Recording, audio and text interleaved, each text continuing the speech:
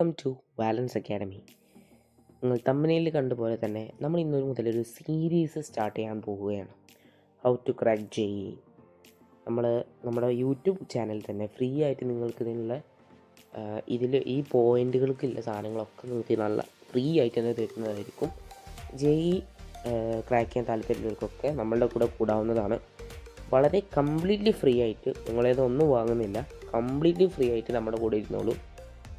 നമ്മൾ പറയുന്നത് പഠിച്ചാൽ മാത്രം മതി. ഓക്കെ, നമ്മളിതിൽ ഞാൻ കുറേ പോയിൻറ്റ്സ്, ടിപ്സ്, ട്രിക്സ് എന്നൊക്കെ പറഞ്ഞു.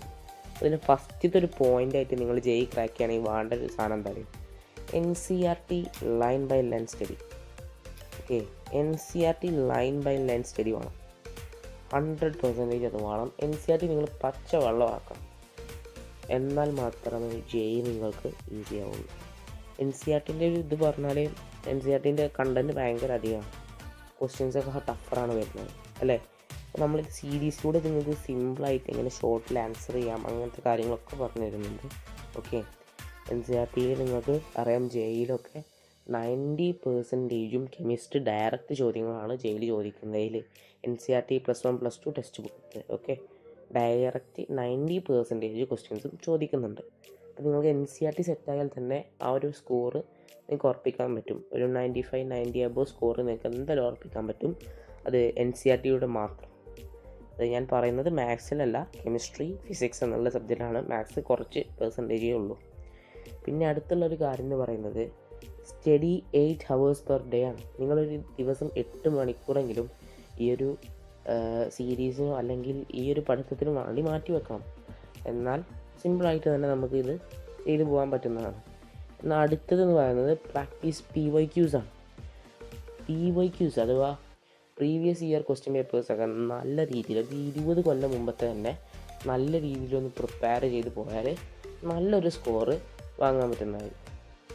അടുത്തതെന്ന് പറയുന്നത് മോക്ക് ടെസ്റ്റുകൾ. നമ്മൾ കുറേ മോക്ക് ടെസ്റ്റ് നടത്തുന്നുണ്ട്.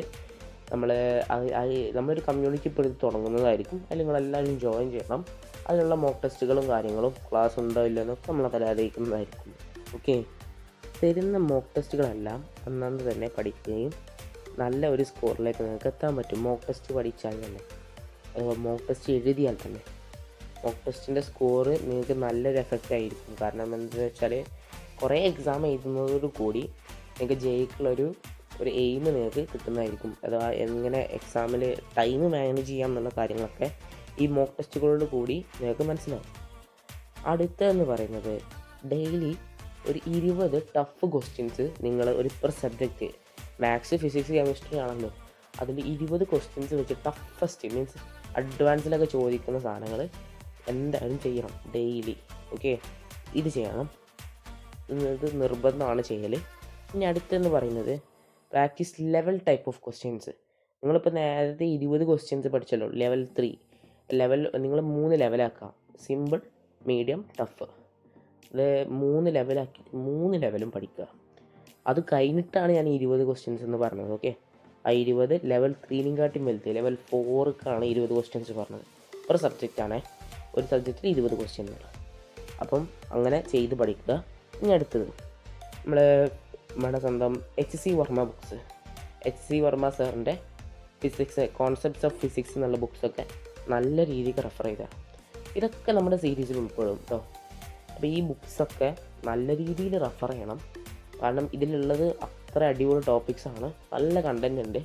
കണ്ടൻറ്റ് നല്ല രീതിയിൽ അതിൽ തന്നെ മനസ്സിലാക്കി തരുന്നുണ്ട്. സിമ്പിളായിട്ട് നമുക്ക് ക്രാക്ക് ചെയ്യാവുന്നേ ഉള്ളൂ ഈ JEE എന്ന് പറഞ്ഞ എക്സാം. അടുത്തതാണ് ഏറ്റവും ഇമ്പോർട്ടൻസ് ആണ്, കീപ് കൺസിസ്റ്റൻസി. നിങ്ങളൊരു സംഭവം ചെയ്യുന്നതോടുകൂടി അതിനുള്ള നല്ല രീതിയിലൊരു കൺസിസ്റ്റൻസി നിങ്ങൾക്ക് കൊണ്ടുവരാൻ കഴിയണം. അഥവാ അത് തുടർന്ന് ചെയ്യാനുള്ള ഒരു മനസ്സ് നിങ്ങൾക്ക് ഉണ്ടാവണം.